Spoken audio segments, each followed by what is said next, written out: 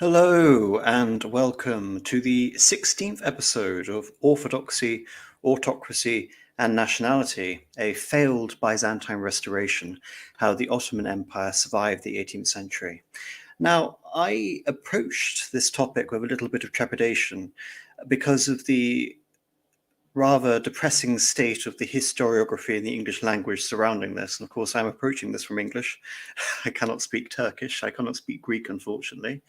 Nevertheless, occasionally, when I'm really trying to sort out or understand a period, I go around various, articles, books, sometimes just the Wikipedia entry, just to see what this period is called.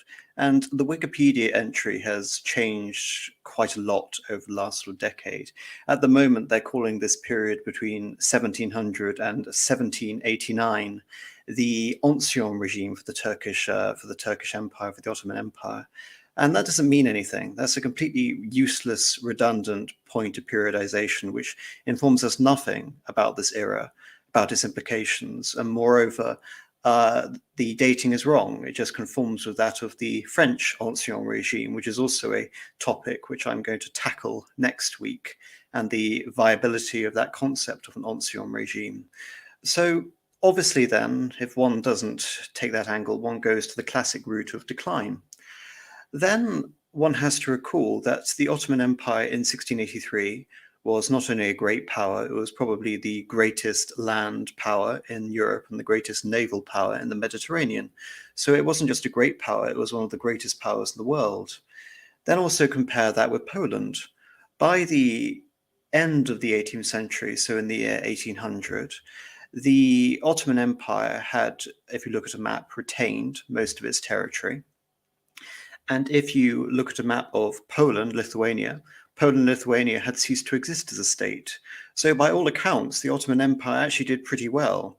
It did pretty well when contrasting against other great empires of the time, namely Spain. So I do tend to wonder, again, how it is sort of viable for me to employ this use of the term decline. It is a useful metric, but it is not the dominating metric, which I find useful in understanding this period.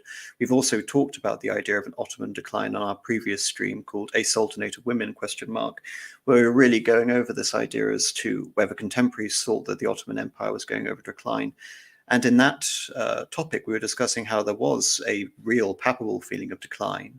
There was a political transformation, and then there was a restoration.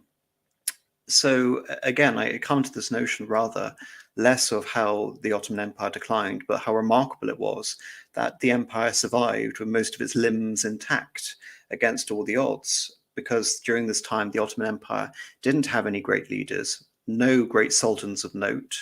And it was facing domestic rebellions almost continuously, and it faced at times almost universal opposition from Europe's great powers. So in that context, I thought survival was a much better and more interesting metric.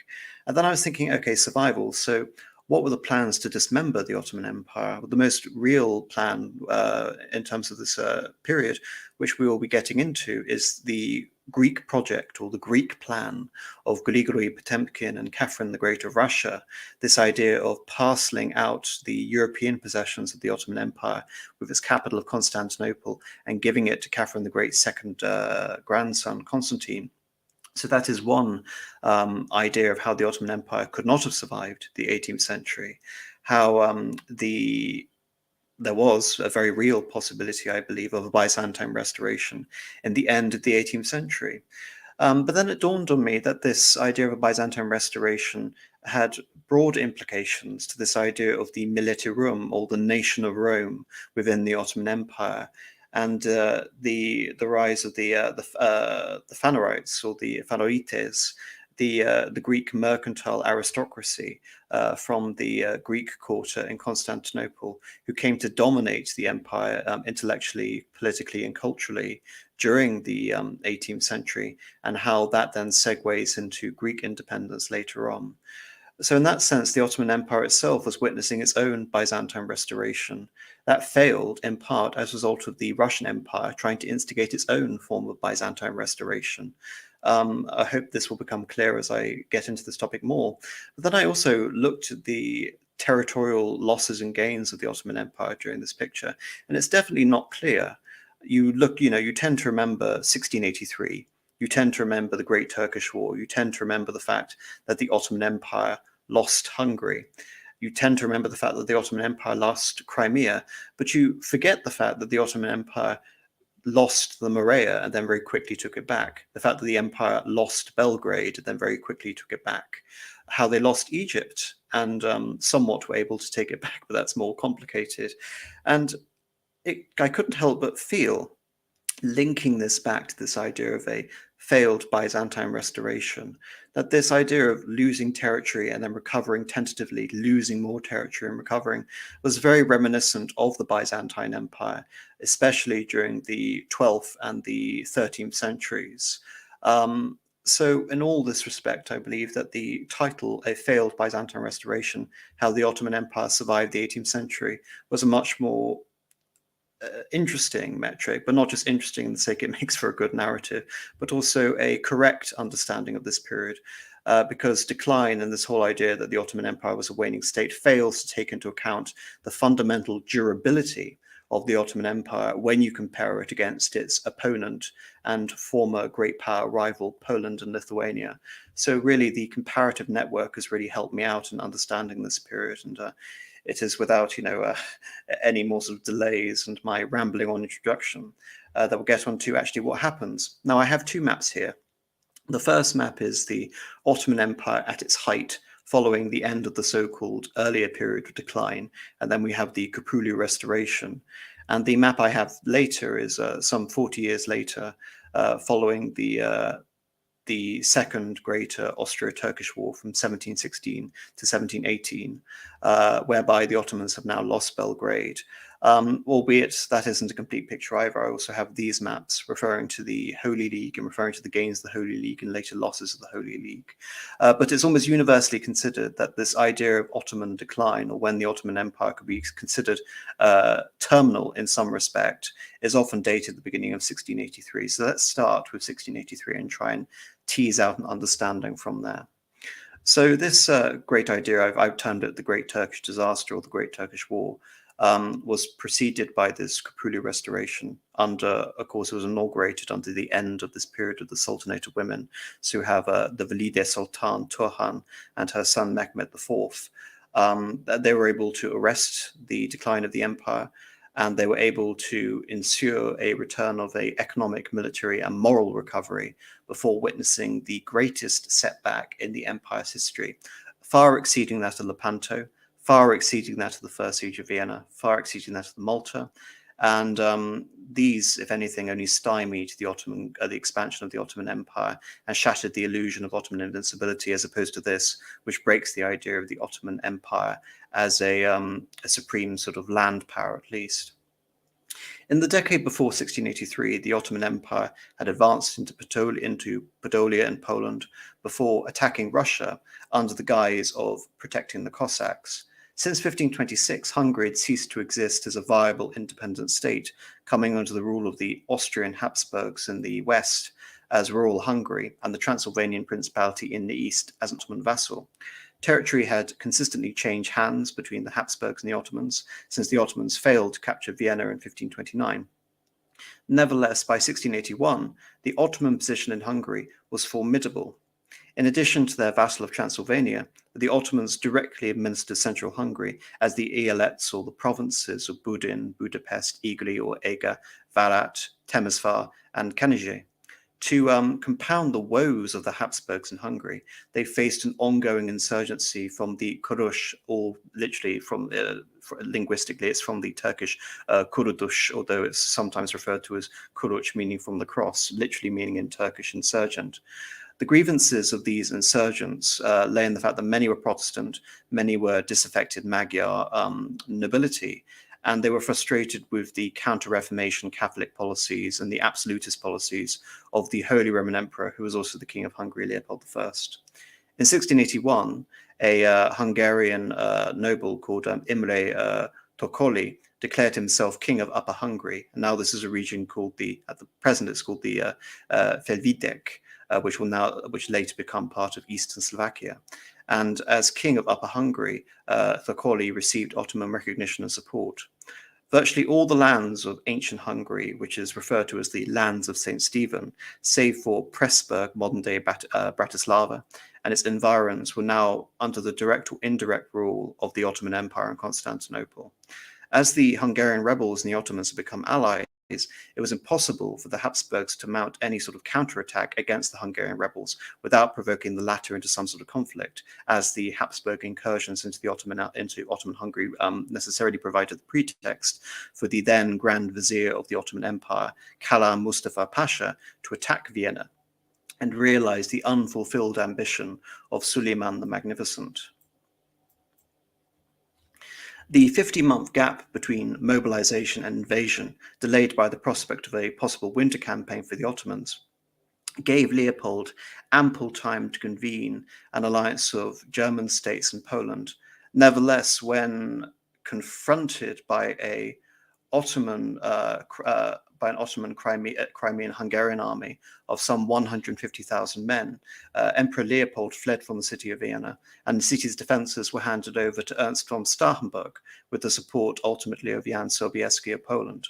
By August of 1683, the city was surrounded. Nevertheless, the head of the Austrian armies, Charles, Duke of Lorraine, had defeated the Ottoman-aligned Hungarians under Thorkoli north of Vienna. France exploited the situation to extend its claims on the Holy Roman Empire, anticipating a devastating war for the Habsburgs that would leave Western Germany ripe for French conquest. By September 8th, Ottoman sappers had destroyed part of the city walls and finally occupied the lower walls around the Burg Revelen, while the Polish army of 80,000 men had finally arrived. Kala Mustafa, meanwhile, had alienated his Wallachian, Transylvanian, Romanian, and Crimean allies by placing them between the Ottoman siege force to bear the full brunt of Sobieski's relief attack. The Crimeans refused to attack the Poles, while the Moldovan prince was quickly captured by Sobieski.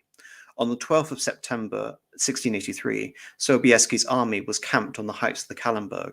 The troops within the city, informed of the Polish arrival, successfully operated in tandem with the relief force, pushing back the Ottoman positions to the wall of Vienna. Nevertheless, they were unable to break through the Ottoman lines. The Polish had now advanced to Gestov and employed the Polish hussars for the first time. The Ottoman army itself began melting away, with Kara Mustafa himself retreating from the battlefield before the decisive charge of some 18,000 Polish cavalry, led by 3,000 winged hussars at 6 p.m. One of the largest, I think, possibly the largest cavalry charge in the history of warfare. Within hours, the Catholic forces had defeated the Ottoman besiegers completely. Starhemberg had anticipated another Ottoman attack and hurried to rebuild the walls before another offensive led by Kara Mustafa Pasha, although this never came. And this is a repeating remark that the Austrians and the Polish were always overestimating the Ottoman response. They couldn't believe that the Ottomans were defeated so easily. The Ottomans retreated into Hungary, while Mehmed IV ordered Kara Mustafa Pasha to be strangled in Belgrade, and it would seem that this would terminate the Kapulu era. Vienna had stalled the Ottoman advance into Europe yet again, but what differentiated the battle from the previous Habsburg-Turkish battles was the willingness of a large coalition to exploit the victory and reverse centuries of Ottoman gains in Europe. The first such follow-up victory was at Pakani, where Sobieski defeated the Ottomans in West Hungary and took the vital city of Esztergom. By the beginning of 1684, Innocent the 11th, the Pope, sorry, I just need to get this map up for you to illustrate this, elevated the alliance signed by the Treaty of Warsaw prior to the siege. So this is the alliance between the Holy Roman Emperor and the Polish, just to defend against the Ottomans. The Pope elevates this to a holy league in defense of Christendom. The Pope's answer to what he believed was still the existential threat of an Ottoman attack and invasion of Europe. The significance of this idea of a holy league is manifold. First, Venice was brought into the offensive against the Ottomans, alongside Austria and her German allies in Poland. Moreover, the League members were to continue their exclusive campaign against the Ottomans collectively, barring any individual member from signing a separate peace. Finally, the Pope recognized any territorial gains individual members should acquire against the Ottomans, save for Venice, which was promised the return of all territories in Dalmatia. France attempted to break the League, fearing the implications of major gains of his Catholic rivals against, this is Louis XIV, of his major Catholic rivals against France's traditional ally, the Ottomans. Moreover, the threat of the League should it be directed against France. The Great Turkish War is sometimes dubbed a crusade, in keeping with the early anti-Ottoman crusades of Nicopolis and Varna. Nevertheless, the main Catholic powers and their smaller Protestant allies were joined by Orthodox Russia in 1686, who had concluded their eternal peace with Poland, while Innocent XI successfully induced Safavid Persia to send an expeditionary force against the Ottomans on the Eastern Front. The League rushed to take Buda, but failed in the first attempt. Of course, Budapest has yet to be formed. We are still talking about Buda and Pest. In 1686, a Turkish relief army, led by the new Grand Vizier Salih Suleiman Pasha, failed to relieve the siege, and the city fell to the Habsburgs for the first time in 143 years. As the Turks had put up fierce resistance to the Holy League forces under their leader Abdey Pasha, the city was plundered, and those linked to the Ottoman defense efforts, namely Muslims and Jews, were massacred. The Ottoman reverses in Hungary were confirmed by their defeat at the Second Battle of Mohacs the following year to undo the disaster of the original Battle of Mohacs in 1526. The Austrians gained core Hungary, in addition to Croatian Slavonia, Transylvania. The Habsburgs, moreover, were quick to confirm their indisputable claim of rulership to the whole of Hungary, so that no Hungarian contender allied to the Ottomans could covet the throne again, as had been the case over the previous century and a half, beginning with John Sepoya. Regardless, the rebellion against Habsburg rule that had facilitated the Ottomans prior to the siege of Vienna continued piecemeal until 1711, reaching a height in 1705. Parts of the Ottoman Empire, after this colossal defeat at the Second Battle of Mohacs, began to mutiny, and Salih Suleiman Pasha fled first to Belgrade and then Constantinople, while the remnants of the army collapsed around him. Upon his return, the Grand Vizier was executed by Mehmed IV. Even Mehmed IV would not survive this calamity, having lost the support of the army and the Janissaries, and he was deposed and replaced by his brother Suleiman II. A rebellion had broken out in Serbia, with various militias supporting the Habsburgs. They now advanced down into the Danube unimpeded. Interestingly to note that the Austrians, the Serbians, were fast friends at this time. In the case of Maximilian II of Bavaria and Eugene of Savoy, Maximilian, of course, would play a later role in the War of Spanish Succession, if you do check that out, took the city of Belgrade, the key Ottoman fortress in the Balkans, leaving the road to Constantinople open. The Venetians, meanwhile, had begun attacking the Ottoman-controlled Ionian Islands before invading Greece itself, taking Preveza and Vonica, supported, as with the Austrians in Serbia, by Greek militias. In 1685, the Venetians invaded the Morea, precipitating a rebellion against the Ottomans throughout the Peloponnese, while the Venetians took the crucial Mani Peninsula, repulsing many Ottoman counterattacks. The Venetians under Morosini then took Patras to take control of the Corinthian Gulf, essentially the little isthmus which separates mainland Greece with the Peloponnese Peninsula. With the fall of Mystara and Corinth, the two major cities in the Peloponnese, the whole Peloponnese came under the control of the Venetians, and Morosini, the Venetian admiral, was declared Peloponnesiacus, or essentially the victor or the conqueror of the Peloponnese. After Vienna and Bacani, Polish advances were relatively modest compared to the Habsburgs and the Venetians. An attack into Moldavia failed, after which the Polish focused on retaking the crucial fortress of Kamenets, which held out until the end of the war, only being ceded to Poland in 1699. Russia's early war against the Turks and the Crimeans ended in complete disaster. In 1688, Louis XIV invaded Trier in Germany, precipitating the 9 Years' War and opening a second front against the victorious Habsburgs. Fazıl Mustafa Pasha, a member of the Kapulu family and brother-in-law to Kara Mustafa, was made Grand Vizier by the new Sultan, heralding a brief return of the fortunes of the Kapulu family. He led a purge of the government and military officials accused of various corruption measures, while taking his own measures to conscript nominally loyal Muslim subjects of the empire, while cracking down on desertion. Understanding that many Christians had defected to the Holy League, Fazıl Mustafa reformed the tax system to reduce the burden on Christian subjects while relaxing restrictions on the construction of new churches. Local autonomy and the power of the beys was to be counteracted by involving local nobility, ulema, and merchants in the decision-making processes of the provinces. Now, In theory, this was a short-term measure to alleviate the very much flagging Ottoman position. However, this does have the knock-on effect of decentralizing the empire as local magnates and notables, as it were, are gaining relative authority. And the actual centrally appointed bey, or the governor from Constantinople, has his own authority reduced, essentially acting as a arbiter between these various local factions. And this is going to play a major role in terms of the decentralization of the empire. But of course, this was the cost of, in order for the empire to retain its provinces and to survive throughout the course of the 18th century. An uprising in Bulgaria was crushed, while the Grand Vizier moved on to Niš, the further southward Habsburg advance. And then from Niš, went on to Smederevo and then Belgrade, overwhelming the Serb militias and compelling the Habsburg garrison in Belgrade to capitulate. With Belgrade back in Ottoman hands, it was thought that the Ottomans would now be in a position to retake Hungary, with the French forcing the Habsburgs to reassign their armies to the defense of Germany in the west. Linking up once again with Tokoli and the Kurosh, the insurgency in Hungary, Koprulu was killed at the Battle of Slankamen and his army destroyed, leading not only to the restoration of most Habsburg gains in Hungary, but also the Habsburg conquest of Ottoman Croatia. The Ottoman Empire was left with a quick succession of sultans, Suleiman, Ahmed, Mustafa, and a series of inept viziers. Mustafa himself took to the battlefield to remedy the situation, which seemed to turn with the recapture of the island of Chios and the failure of Peter the Great's first Azov campaign. In his second campaign against the Habsburgs, Mustafa II defeated them at Olas and Chene. Nevertheless, Azov fell the following year to Peter the Great in his second Azov campaign. Unfortunately for the Ottomans, Mustafa II's personal rule was unable to reverse the advances of the Holy League gains, which were confirmed by their victory at Zenta. Peter the Great hoped to exploit this victory to commit the League to renew their campaign. Nevertheless, by 1697, France was considered the more immediate threat to Austria, now the Turks had been pushed out of most of Hungary.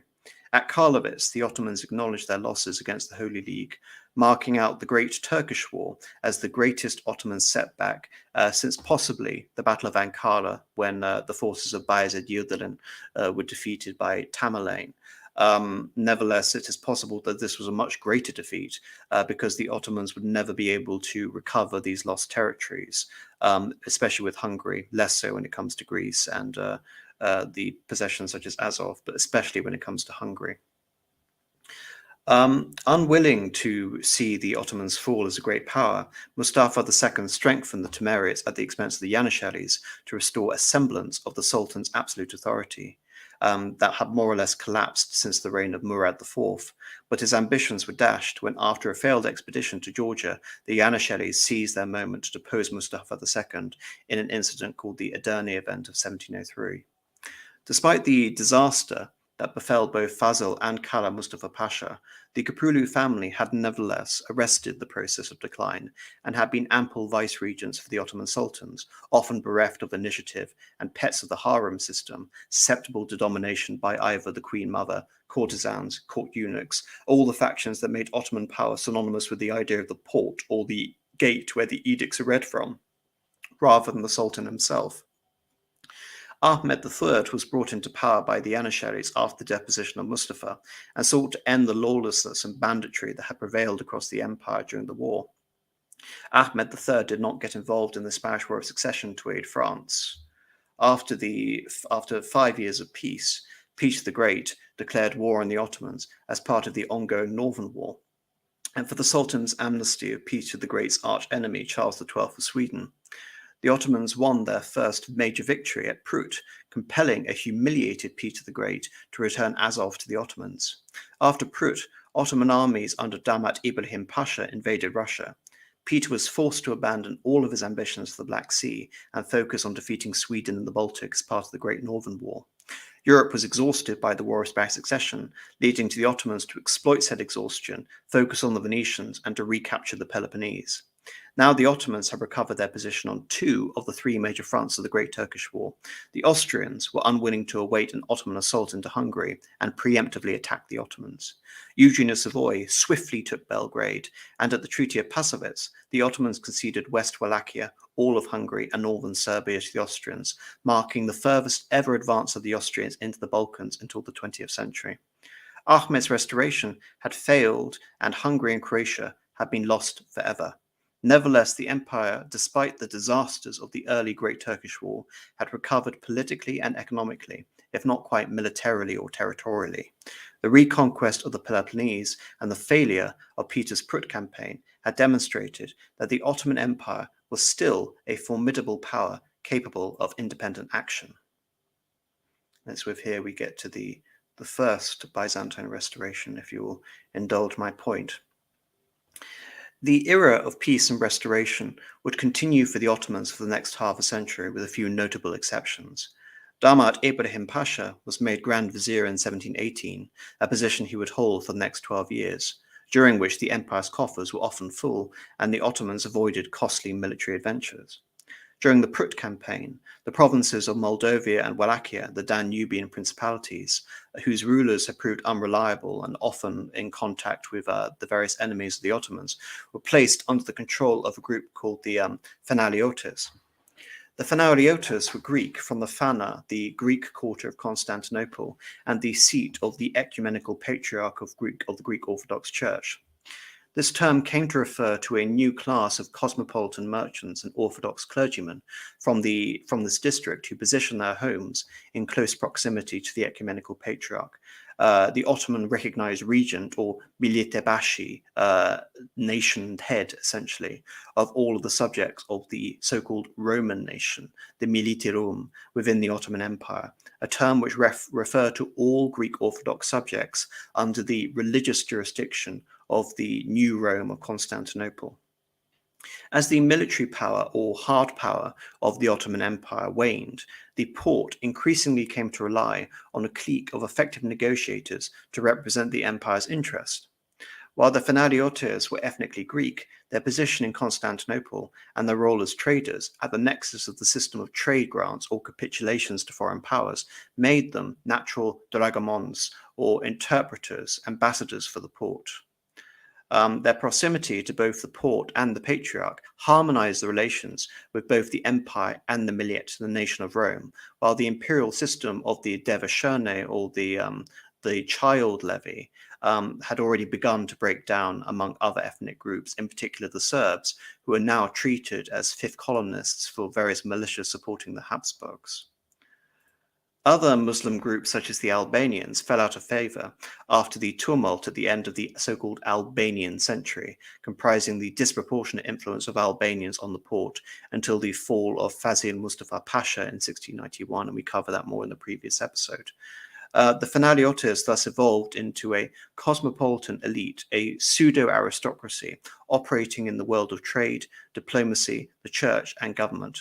While the Finaleotes were Greek and Orthodox, they were at pains to maintain their elite position as administrators over the former Byzantine Empire, which relied on the Sultan's good opinion.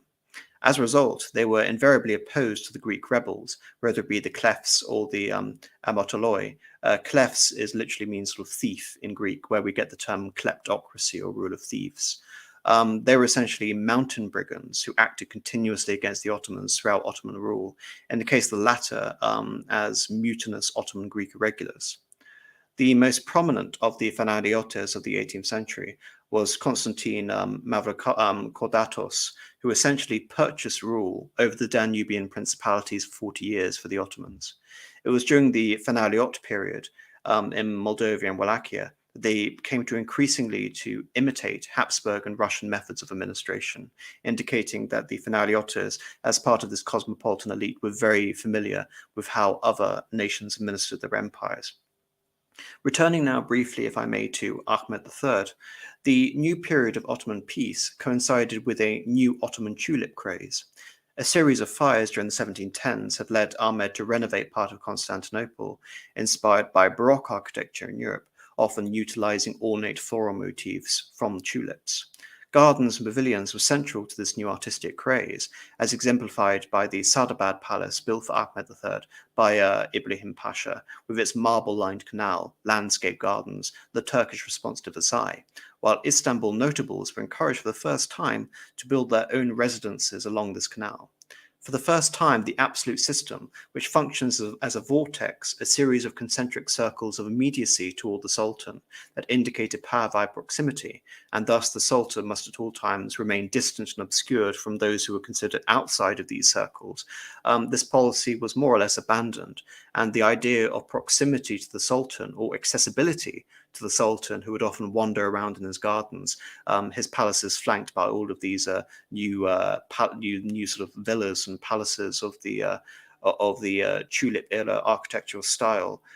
This was something which was actively encouraged. I believe this represents less the end of the system of harem or sanctity, but rather the Sultan's desire to cultivate a new elite, as demonstrated through his patronage of the Phanariotes. Ibrahim Pasha sponsored this idea of a tulip boom, and the imagery of the tulip was everywhere, from calligraphy to dressed architecture, while tulip mania led to runaway tulip inflation, and the tulip is a symbol of elite status. Something very similar happened in Holland, by the way, about a century prior to this. This was, however, no more than the zenith of the Turkish fascination with the tulip, which for them was a mystical symbol, employed long before the 18th century as an ornament during the era of the Seljuks. Mehmed II, the Conqueror, is often shown with the tulip, and as a poet, covered the topic of tulips under the pseudonym Avni. Nevertheless, the very European style of absolutism, the artistic patronage and the pomp, the excess of Ahmed's magnificent court was opposed by the Albanians, not least because they had become shunted in the empire's hierarchy, and the Janissaries.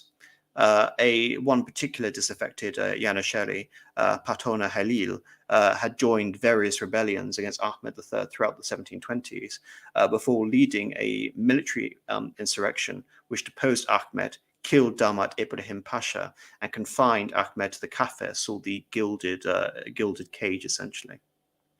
Halil had also been joined by an ambitious Greek butcher called Yanaki, though both of them were killed shortly after the girding of the new Sultan Mahmud.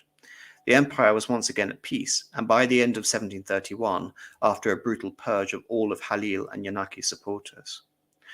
Mahmud's quarter-century reign saw the Ottoman Empire at war again, though this time the endurance of the Ottoman Empire as a great power was self-evident.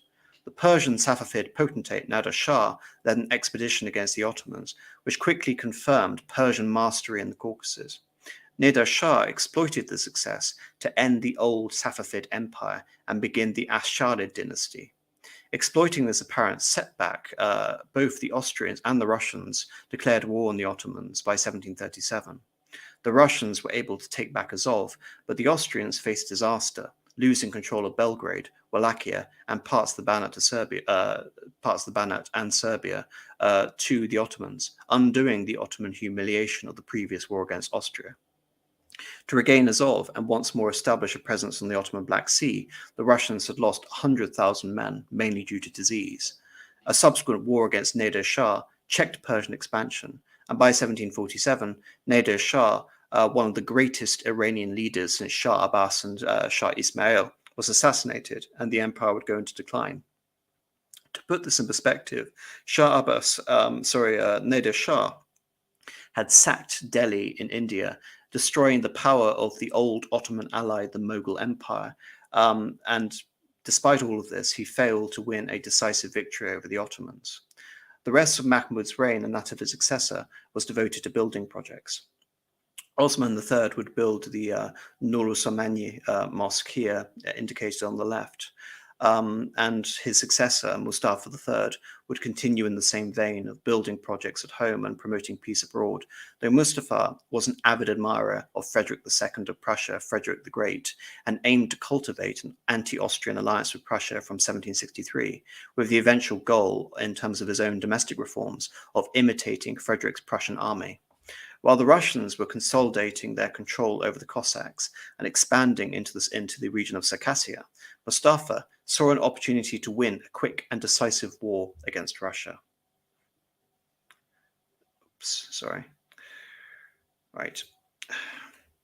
A diplomatic consideration dating back to the reign of Ahmed III and the Great Northern War concerned Russian interference in the affairs of Poland and Lithuania.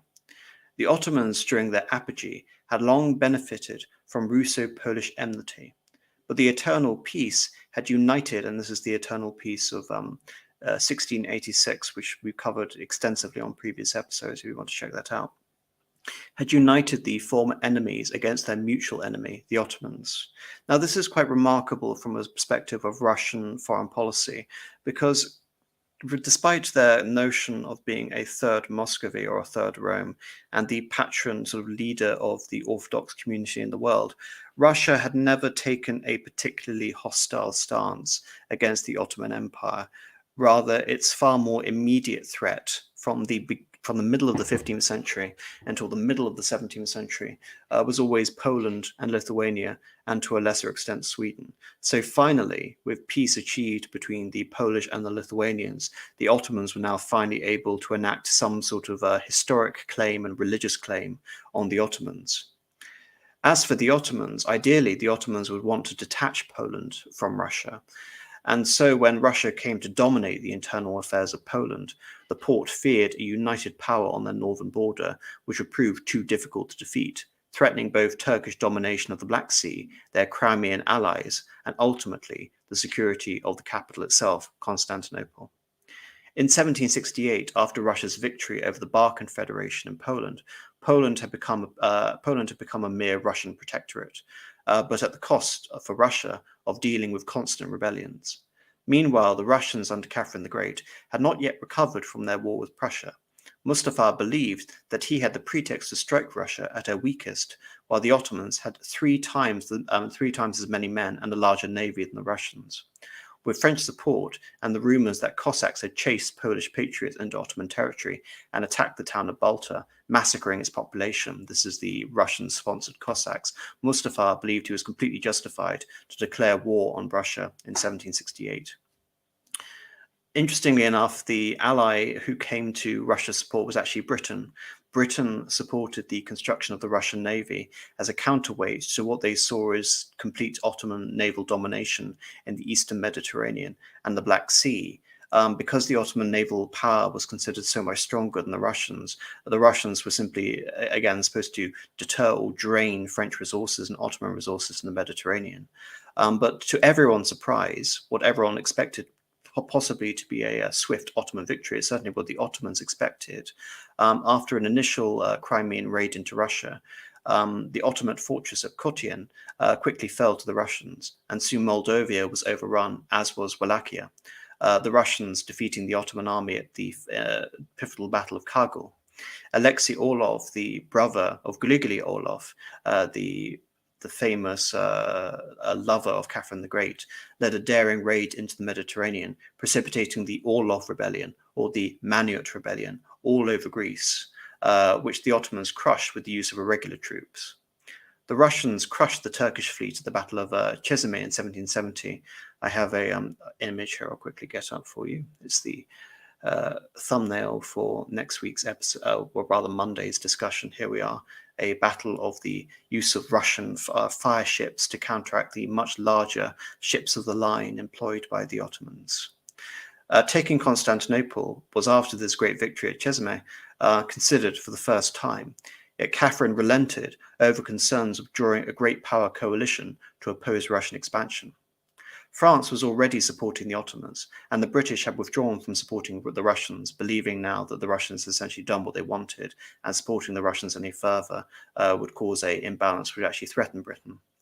Continuing with Russia's strategy with the Phanariot Rebellion, with the eruption of an anti-Ottoman revolt in Egypt, the Russian fleet launched a campaign against Ottoman positions in the Levant, occupying Beirut in what is now Lebanon twice.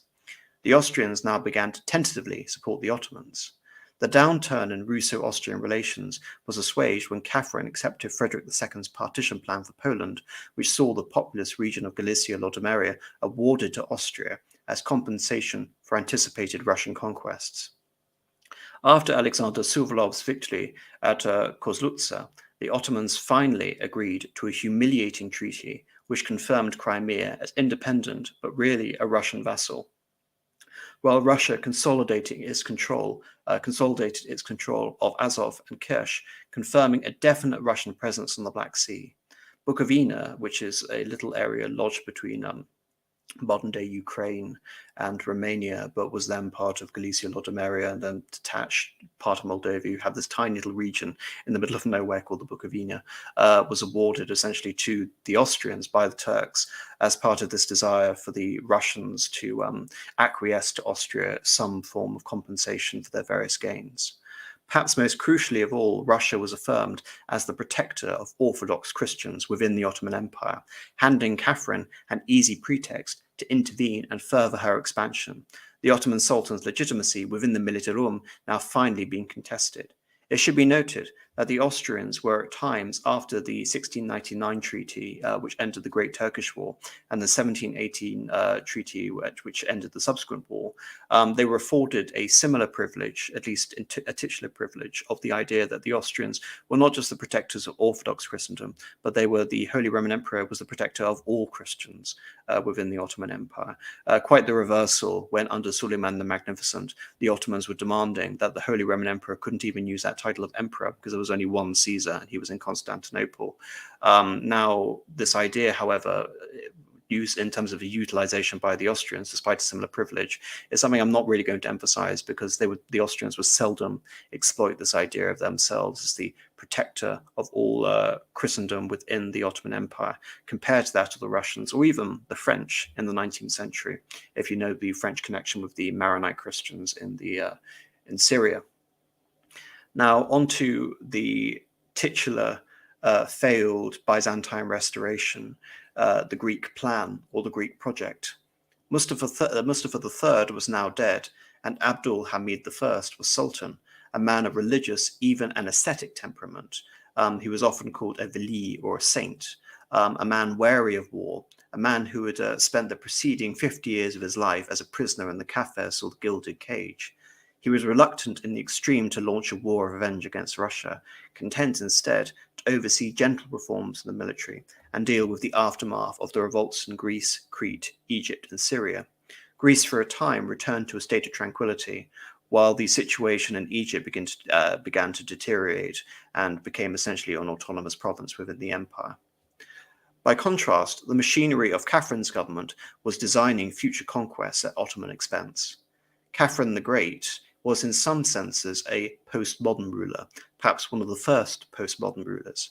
A German, originally Sophia of Anhalt-Zerbst, with no claim on the Russian throne other than through her son Paul, taking the throne when she deposed the legitimate ruler, her own husband, Peter III, and then in all likelihood used Alexei Orlov, the great admiral, to kill him.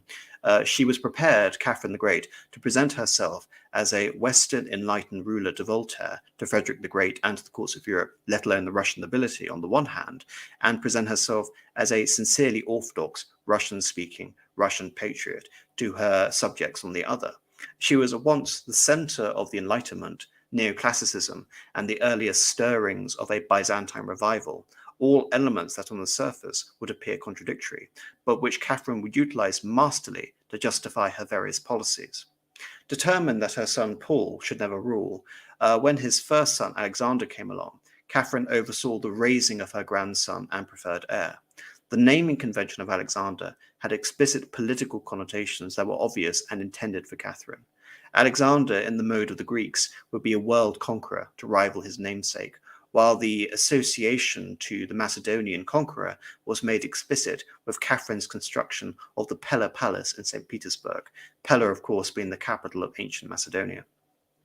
Her grandson, born in 1779, was called Constantine, after Constantine the Great, founder of Constantinople, whose name was shared with Constantine XI, the marble emperor, who legend had it never died, the body was not discovered, rather the body turned into stone, and would, as legend would have it, animate and lead the Greeks in the restoration of Constantinople, reforging the Byzantine Empire. In full knowledge of this symbolism, none of this was lost on Catherine or her lover and military strongman, Gregory Potemkin, who had fought in the First War against the Ottomans. A medal was struck to celebrate the birth of Constantine, with the inscription, "Back to Byzantium." According to the British ambassador to St. Petersburg, Prince Potemkin's mind is constantly taken up with the idea of creating an empire in the East. he has managed to fascinate the empress with these feelings, and she proves so subject to his chimeras that she christened the newborn Grand Prince Constantine, gave him a nursemaid, a Greek by the name of Helen, and talks in her own circles about how to place him on the throne of the Eastern Empire. At the same time, she's setting up a town at Zarskoye Selo to be called Konstantinogorod, essentially the city of Constantine. The Crimea was finally annexed to Russia in 1783, and with it, Russia received its ancient Greek population, with their links not only to ancient Greece, but Byzantium, as the former denizens of the Periteia, the overseas dominion of the Empire of Trebizond. In a further connection, the Finaleotos were not natives of Constantinople at all. Most had been killed or expelled by Mehmed II in 1453. Rather, the Finaleotos were a settled community, imported into Constantinople in 1463, following Mehmed's conquest of the Empire of Trebizond. The Finaleotos and the Pontic Greeks of the Crimea thus had a cultural and ethnic link beyond being simply Greeks. Moreover, Greeks in the Ottoman Empire, after the failure of the Orlov Revolt, were invited to settle in Russia.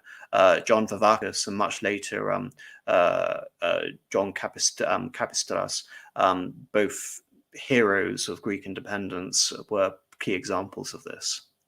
Combine this strategy with Catherine's new status combine this new development, with Catherine's new status as defender of Eastern Christendom, and all of a sudden, the Finaleots, who had administered the Byzantine portion of the Ottoman Empire, now posed an existential threat, an administrative apparatus that could collaborate with a Russian-backed restoration in Constantinople.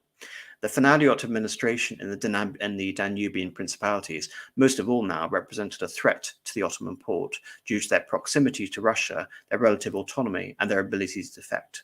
While many of the Finaleotes were indifferent to such schemes by Russia and rebuked the notion that they were now Russian fifth colonists, they were forced to offer huge concessions of assets and tribute to the Porte to retain their positions as an elite within the Militarum.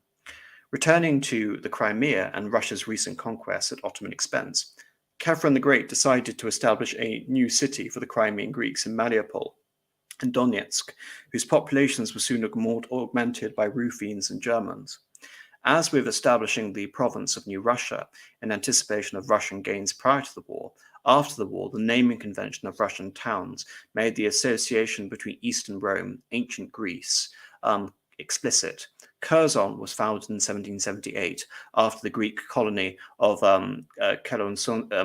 Chalonsonsos, which at times had been the center of the whole Roman administration in the Crimea, or the ancient name Taurida.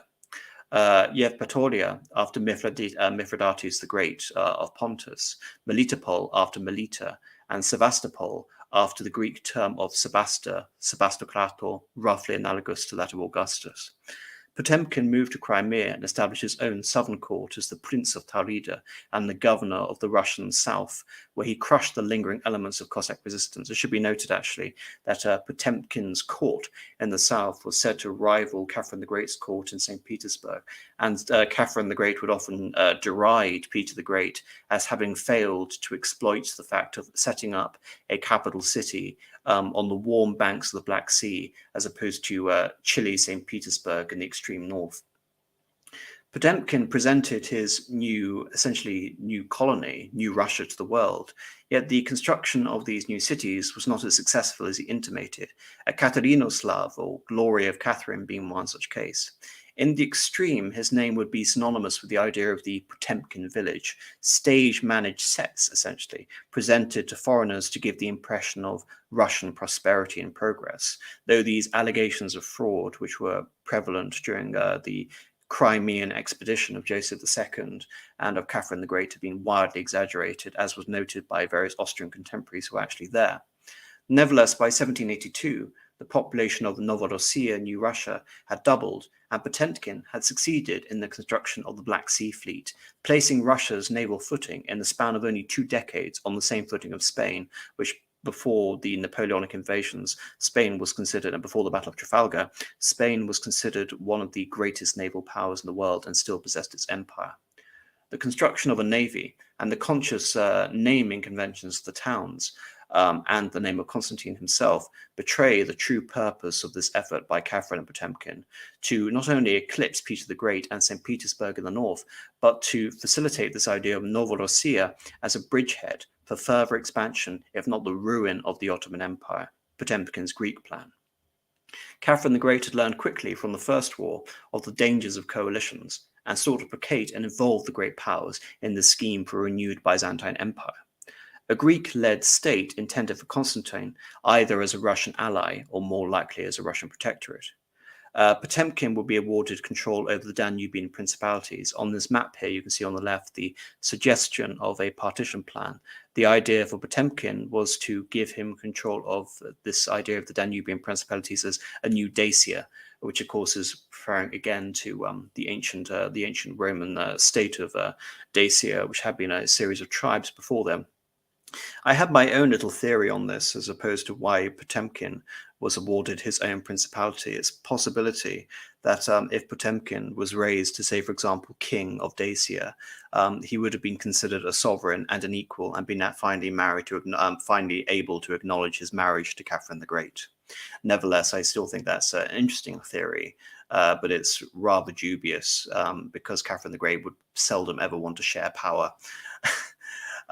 So whilst Potemkin would be rewarded with this idea of the Danubian Principalities, Joseph II of Austria, as a key ally, would need to be induced, as he had the most to lose in a Russian takeover of the Ottoman Empire.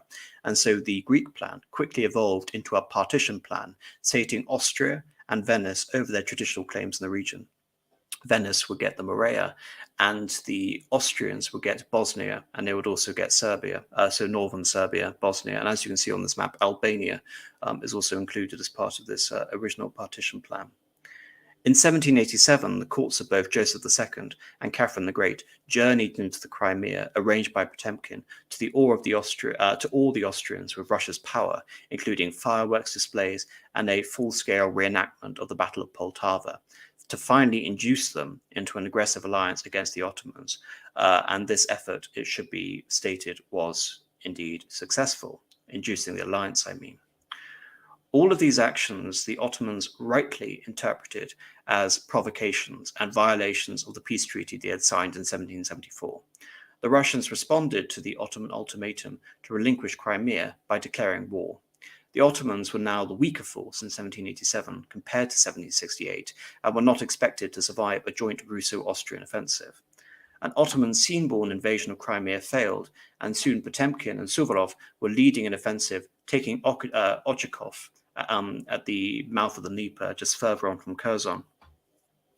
On the Russian front, the Ottomans had been pushed back into Moldavia, and the Russians were victorious at the battles of Foksani, Rimnik, Manchin, and at the siege of Ismail at the mouth of the Danube. After Ismail, Suvorov marched to Constantinople, but the expected rebellion against the Ottomans never materialized, nor did another revolt in Greece lead to a collapse of Ottoman rule in the provinces. It didn't help that Suvorov, despite his undefeated status, marked the entry of every new town by massacring the civilian population, Ochakov being the worst instance of this. Meanwhile, Austrian help was providing more of a hindrance than a real help, as the Ottomans actually found some success in their campaign in Croatia, Serbia, and Hungary. All in all, anticipated Ottoman collapse after nearly a decade of Russian preparation had not amounted to a fulfillment of the Greek plan, but rather minor territorial gains, and the recognition of Russia's existing claims now advanced to the river Dniester. Austria gained nothing from this. The Russians were quick to pursue peace with the double prospect of a Prussian intervention on the side of Turkey and the collapse of Russian influence in Poland as the Patriots were back in power, and Poland would finally witness its second and third partitions, ending Polish statehood in 1795. The Greek plan was put on hold indefinitely. The French Revolution may at first facilitated the prospect of this plan, as the Ottomans were now deprived of their principal material backer. Nevertheless, the French would quickly prove to be a much greater threat to Russia over the ensuing decades. Catherine the Great died in 1796, while Selim III, Sultan since 1789, became convinced of the need to reform the army and westernize the Ottoman Empire, having been spared dissolution with the Treaty of Jassy in 1792. The Ottoman Empire was survived, essentially, but it was still under attack. The Ottoman Empire's tentative reform process and viability as a power was soon after tested from an entirely different direction, an albeit unexpected direction, attacked by its former ally France. In 1798, Napoleon suggested an expedition to Egypt as part of the ensuing conflict with essentially everyone in Europe, but most importantly Britain, appealing to the French revolutionary government that doing so would harm British trade in the Mediterranean and India. In fact, that Egypt was technically part of the Ottoman Empire was of secondary importance to Napoleon Bonaparte. French traders were already there claiming harassment, and the local Mamluk elite, which had ruled the province with relative impunity after the rebellions of the 1770s. The French government had little hope for success and took the opportunity to potentially get rid of a popular general and a political threat. Of course, we all know how that turned out for the French government. In the event, Napoleon Bonaparte was at first victorious in the Battle of the Pyramids before facing down a revolt in Cairo and leading expeditions into Syria. Though, as the attack had essentially begun as a proxy war against the British, the Royal Navy interceded to support the Ottoman Empire, destroying the French fleet at the Battle of the Nile. Napoleon fled from Egypt in 1799 and would later launch a coup and become first consul and then emperor of the French.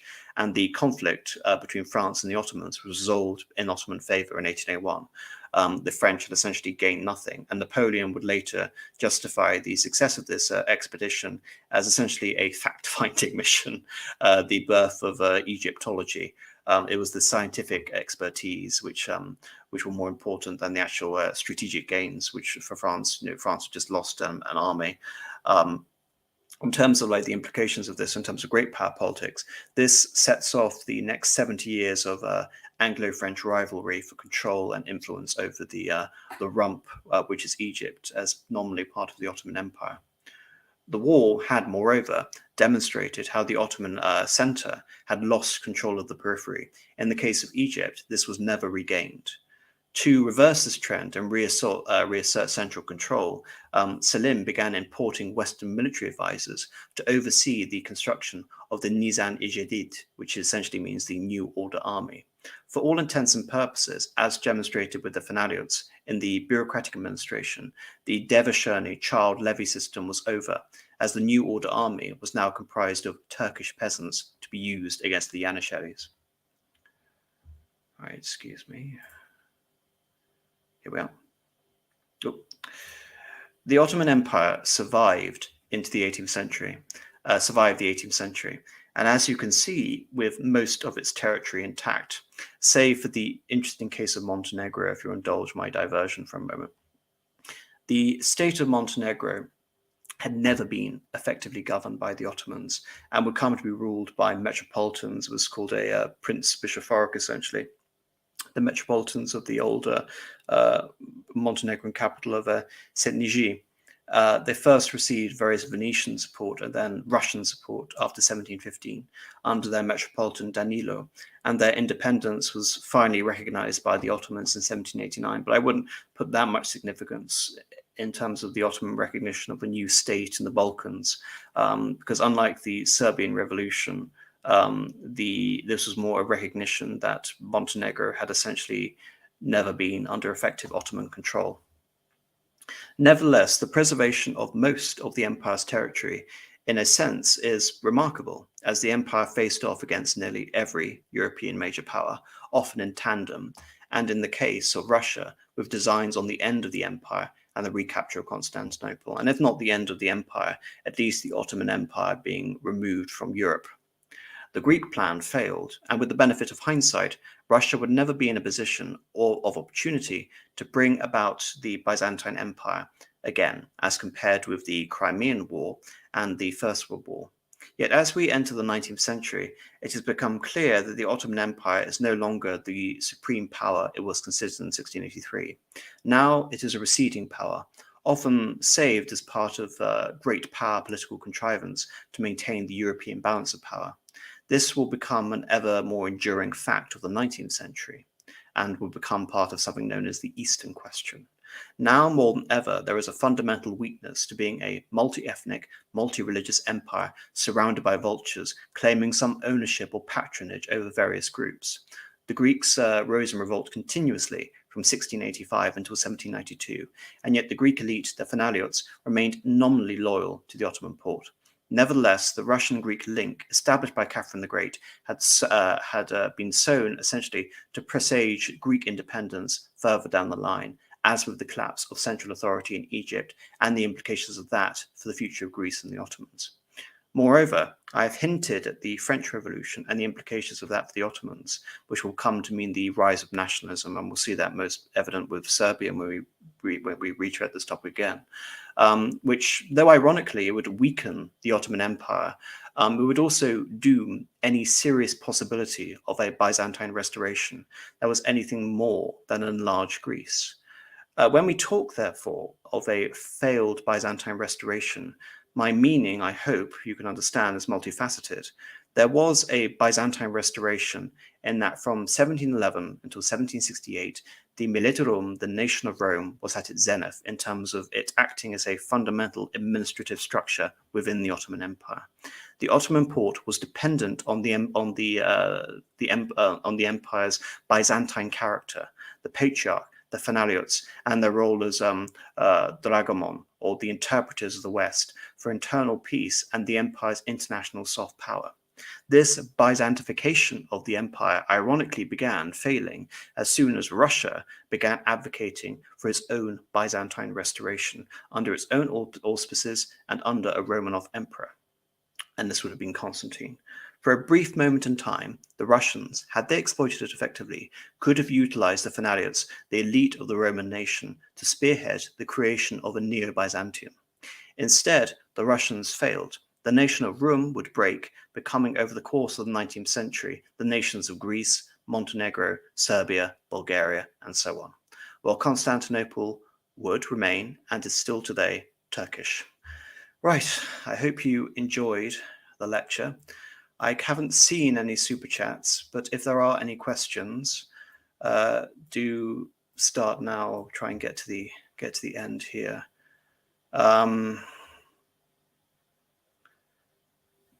Were there any super chats? I mean, you've got me for about 15 minutes or so. So if no one's going to ask me any questions or send me a super chat, so I'll just get out of here. Right. Okay, I have to zoom up and see if anyone said anything interesting.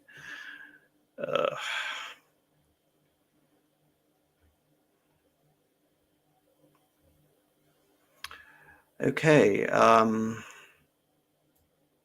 can't really see anything apart from a reference to the Latin Empire, which is going back to the 13th century. Okay. John Hawkins just sends a £2 super sticker. I can't see where your super sticker is from this angle. I'll try and see if I can get it back on here. Oh, it's a funny little thing saying, a little creature saying cool. Well, thank you very much, John Hawkins. Lost for Words, £5. Just sends another little creature. So thank you very much. You really are lost for words. I can't remember if you've actually ever sent me a question as a super chat, lost for words, but regardless, thank you very much. Right, an actual question. John Gordon for $9.99. Thank you very much. What factor contributed the most to Ottoman decline, in your opinion? Oh, goodness. Well, as I've been at sort of pains to explain, I think I find Ottoman sort of survival remarkable in the fact that it began as a conquest state, in complete contrast to, say, for example, the Poland-Lithuania, or Russia, or Austria-Hungary, or what later become Austria-Hungary, but now is historiographically referred to as the Habsburg monarchy. All of these states have some sort of, historical connection, whether it be, as a union of various states through marriage or through election, as the case with the Habsburg monarchy. A willing union between two powers against a mortal enemy, in the case of Poland, Lithuania, or in the case of Russia, a reconsolidated state united behind an orthodox identity and this idea of unifying the Eastern Slavs. But in the case of the Ottomans had none of this, and they they enslaved and utilized the the whole sort of peoples of the Balkans as part of the Devashirne for such a long period. And by this time, ironically, by the 18th century, they had survived the 18th century by cultivating the Phanariots and making the empire relatively more Greek, ironically empowering the same faction who would be the intellectual sort of force behind Greek independence. But nevertheless, I think they are still sort of Byzantine in the sense that they are supporting the nation of Rome whilst the Roman Empire exists. And I do believe the Russians hoped that they would service them as a effective Byzantine bureaucracy. That's why I find the Finaleots rather fascinating in the sense is that they do occupy this privileged position as a Byzantine, thoroughly Byzantine elite, international, religious, economic elite. In terms of the overall factor that sort of amounted to Ottoman decline, the Ottomans therefore had an inexorable weakness in that sense. And as the Ottoman Empire declined militarily, the other nations could exploit this division between the religious communities, the ethnic communities, at the expense of the empire. There's probably one factor which I need to emphasize is that the Ottoman Empire seldom had any good sultans after Suleiman the Magnificent. They were all middling to average. Apart from Devlet Ibrahim Pasha, Ahmed's Grand Vizier, who ran the empire from 1718 to 1730, the empire was often beset with vast amounts of men, supplies, but incompetent military leadership, in complete contrast to the previous state of the empire. There's also the factor to consider that the empire was relatively technologically backward compared to the West. For example, the printing press was only really introduced with the inception of the Tulip period between 1718 and 1730. So there were many factors as opposed to one sort of overriding factor. I can't really say. I mean, the Ottoman Empire is an anomaly in the great sort of European power structure. And it is incredible to me that it survives throughout the course of the 18th century relatively intact. However, there is one important consideration, which this map here doesn't tell the true story. Because if you look at this, if I actually able to put my mouse over this and change this. If you look at this map, 1683, and you look at this map, 1801, save for Hungary and Crimea, very little has actually changed. In fact, this map isn't entirely accurate in terms of the actual sort of definition of autonomy within this territory, because according to this map, the Ottomans have actually gained in Yemen. They've also gained in Libya. However, I believe that this doesn't sort of represent the true story, which is that as a result of the Great Turkish War, and as a result of the power which Beys wielded that could potentially threaten the center, the Ottoman Empire directly empowered local elites. And as a result of that, the peripheral territories began to move further and further and further away from the Sublime Porte in Constantinople. So much so that when we look at the Egyptians throughout the course of the 19th century, during the 1840s, the Egyptians controlled half of the Ottoman Empire. They controlled Hejaz, they controlled Syria, they controlled Egypt, all nominally as Ottoman vassals. So whilst the technical territories of the Ottoman Empire look quite impressive, within this territory we're seeing increasing decentralization, political fragmentation, constant rebellions, which are only slowly put down. And we see, of course, the constant use of Ottoman irregular forces to put down the rebellions. And of course, this will flare up repeatedly when we talk about great power interventions and this idea of the ongoing Eastern question. Judge Kiligla Bushman for €10. Thank you very much. Is there any truth to the Western betrayal, considering giving up Constantinople in 1918? If you mean giving up Constantinople, I mean, there were lots of plans. I mean, one of the first suggestions during the First World War was that Constantinople be given to the Russians. I don't believe. I believe that was just a chimera to keep the Russians going in the war I don't believe the British would have ever given the Russians Constantinople unless the Russians took it from Britain's cold dead hands, which, looking at the state of the Russian Empire in 1917, was never going to happen. In terms of giving over Constantinople to the Greeks, I believe what Britain's primary strategy was to declare Constantinople an international city, which would essentially mean that Constantinople would be controlled by the British, ostensibly leading an international force, thereby giving the British controls of the Bosphorus Straits. However, it would also give Britain control over, from 1922, the Ottoman Sultan, or from until 1924, Abdülhamid, who was the Ottoman, the last caliph, the last caliph of the Ottoman Empire. And the significance of the British essentially holding the Caliph of the Muslims captured is that they could essentially use him as some sort of conduit to influence Muslim Sunni Islamic politics throughout not just the British Empire, but throughout the rest of the world. So I don't believe the British would have ever allowed repatriation of Constantinople to Greece unless it was part of, this general winding down of the British Empire, which you see especially in the latter half of the 20th century. But of course, in the end, it was a moot point because Constantinople was essentially given up to the Turks to essentially present them. Essentially, Ataturk represented the Greeks with a military fait accompli, and the British were not prepared to fight to defend Constantinople after the First World War. So Western betrayal, British betrayal, that's a constant feature of our foreign policy, Judge Caligula Bushman.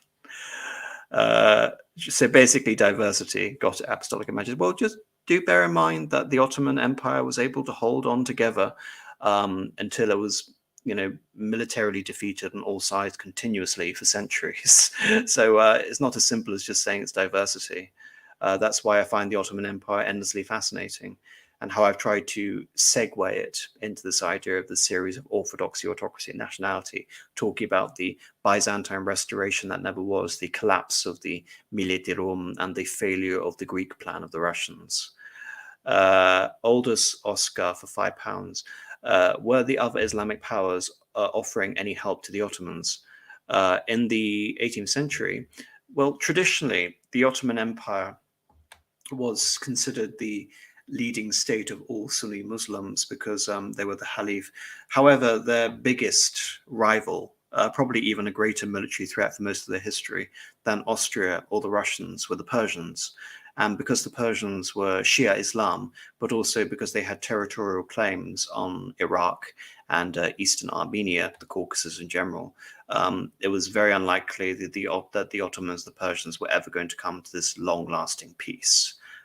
Even though they were able to clarify their borders on multiple occasions. So the Persians would have done everything to accelerate Ottoman decline, not assist in their support. And as a result of this, the main Muslim ally for the Ottoman Empire throughout most of its history was the Mogul Empire. But as discussed in this lecture, the Mogul Empire began collapsing after the death of Aurangzeb in 1707. And in the 17th, I can't remember exactly what year, but sometime in the 1730s or 1740s, Nader Shah destroyed the city of Delhi, more or less dooming the Mughal Empire to exist as a city-state compared to a state which nearly unified the entire Indian subcontinent. So with that, the Ottoman Empire loses its greatest Sunni ally. And again, what are the implications if the Mughal Empire had held on? Could it have militarily supported the Ottomans? Could it have resisted the British colonization of India?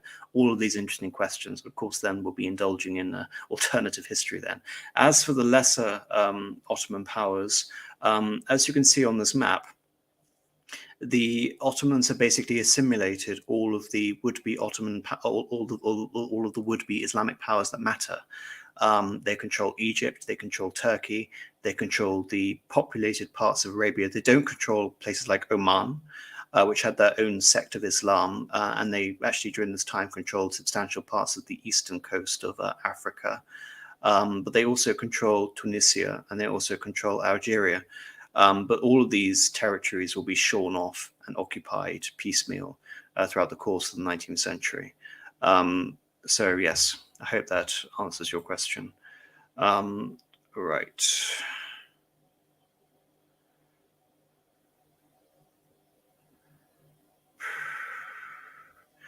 Bolodin is no, it's not that the printing press was banned. It was that the printing press wasn't introduced from above. Essentially, it wasn't patronized by the Ottoman elite until the 1720s, whereas the printing press in the West had been patronized since the beginning of the 16th century. That's the fundamental point to denote here. Right.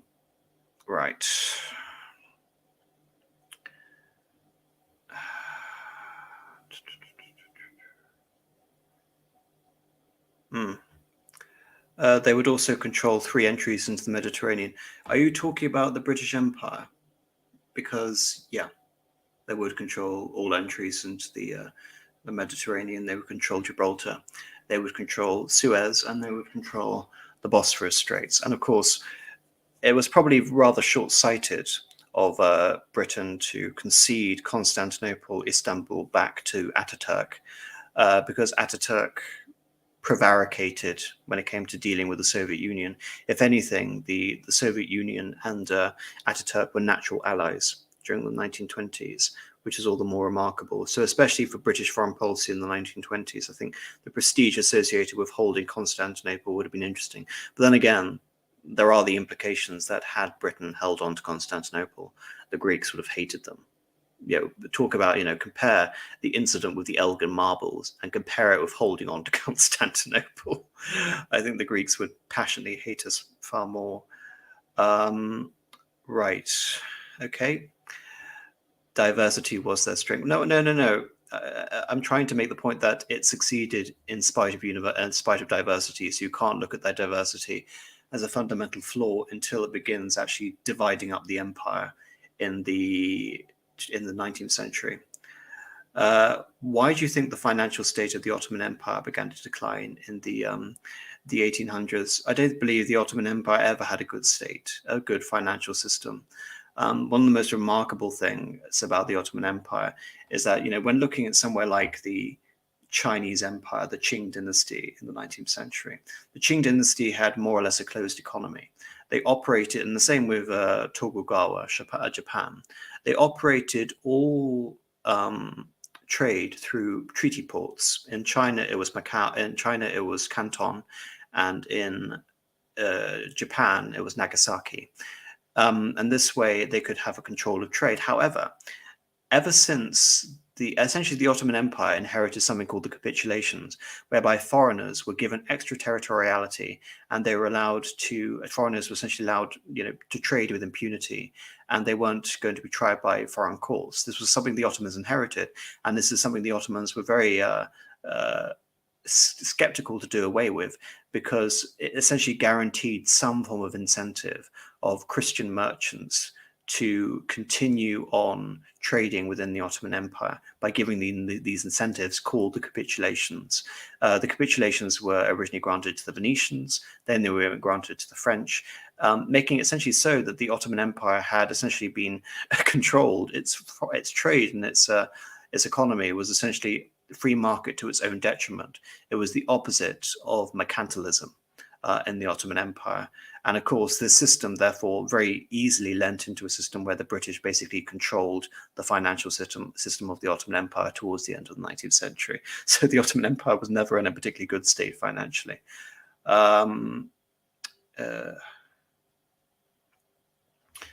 Okay. TB88. Persia seems to always be in conflict with whosoever controls that territory, whether Rome or Sunni. Yes, if you look at the borders, this is the borders of the Ottoman Empire here are the equivalent of the furthest eastern extent of the Roman Empire under Trajan. So yes, essentially the conflicts between Parthia and the Roman Empire, or Sasanian. So this is the House of Sasan against the Ottoman Empire, against the Roman Empire, or the Umayyad and later the Abbasid caliphates against the Byzantine Empire, and later the Persians and the Ottomans. No, it's almost constant. This control, this line over who controls Mesopotamia, whether to draw our line here east of the east of the sort of Straits of Basra, or we're going to draw it the bank of Euphrates, on the borders of Syria. It's a constant. Again, it's not so much ideological. Of course, the Romans were Christian ultimately, and the Sasanians were Zoroastrian. So there were ideological components which would form that conflict, and later it would become Christian and Islamic, and then later Sunni and Shia. And this is something that still exists today, as you know, with the Iran-Iraq war, as you just mentioned in the chat, TB88. Bolodenes has asked me, when did the Roman identity get replaced by the local postmodern ones, such as Greek? Well, I don't really want to ruin that, because that's going to be the concept for next week's, not next week, whenever we're going to come back to this, which is probably in about 6 weeks. That'll be the content for the Greek War of Independence, when we're talking about when Byzantine identity became Greek identity. Because it's definitely not apparent to me here, which is why I talk about this idea of a failed Byzantine restoration. Is the Greek mindset, the term Roman, synonymous with the term Greek? No. The term Roman in Greek is Romaioi. And this is how the Greeks refer to themselves, and the Westerners refer to themselves while the Byzantine Empire was in existence as the Empire of the Greeks. Whereas they refer to themselves as Romaioi, they would not refer to themselves as Greeks for two reasons. One, they did not think of themselves as a Greek nation state. They considered themselves as the Eastern Roman Empire, one. Two is that the connotations of Greeks were with the ancient Greeks, the Hellas, the Hellenes, who were explicitly pagan. So there was a religious reason, and there was a reason of prestige and civilizational prestige as to why the Greeks would have balked at the idea of using the term Greeks until the 19th century, when we see the Greek War of Independence.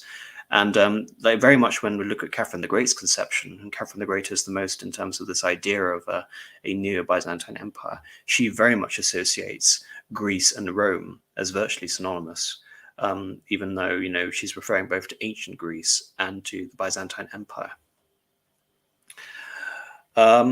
Victor Vasquez, why did the financial state of the Ottoman Empire decline in the 1800s and impede their modernization efforts? I'm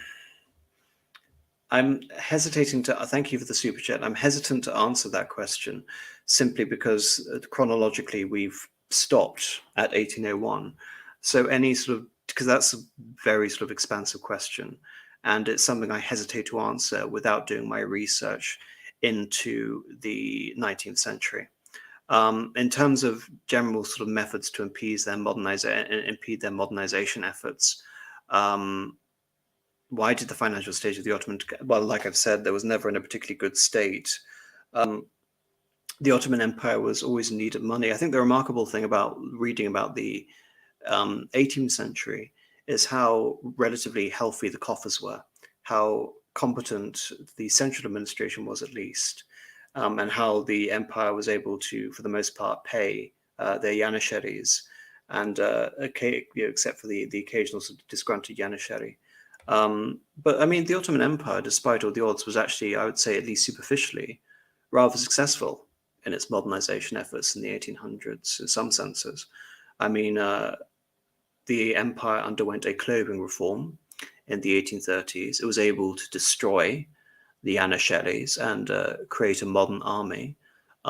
You have Tanzimat, you have, albeit that was, again, a rather controversial within the Ottoman Empire. You have the creation of some form of, modern-ish Ottoman navy. And, the Ottoman Empire held on with most of its territory in Europe until 1912. And no one expected the Ottoman Empire to lose so quickly. And it was the Italo-Turkish War in 1911, which finally convinced everyone in the Balkans, at least, that the Ottoman Empire was essentially ripe for the picking. Weak, the modernization effort had failed, and we can just move in and we can divvy up the Balkans between ourselves, which is what happened between 1912 and 1913.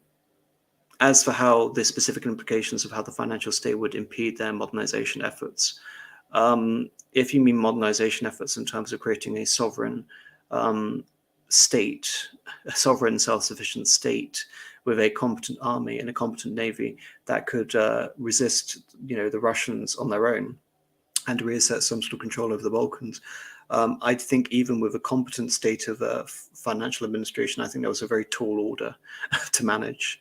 Historyphile has asked, why is the Ottoman frontier the same as Trajan's frontier? Is there a physical or demographic feature that makes that frontier unlikely? Well, considering the demographics of 1801, when did the empire get? Okay, Suleiman the Magnificent establishes that boundary. Considering the demographics in 1555 were very different from the demographics in 117, I don't think it was a demographic reason. If you look at the demographics now of that region, which would have been very similar during the time of Suleiman the Magnificent, you have Shias in the Ottoman side, you have Kurds crossing over from the Ottoman side into Iran, you have Armenians who are also crossing over that border, because this border is superimposing modern borders. Do I have a better map than this to try and illustrate my point? Not really. But anyway, the Ottoman Empire with its Persian border in the east, the Persians went further north, so they partitioned Armenia between them. And also there was a significant, so while there were essentially, Shiite populations in the Ottoman section, there were also Arabs in Khuzestan.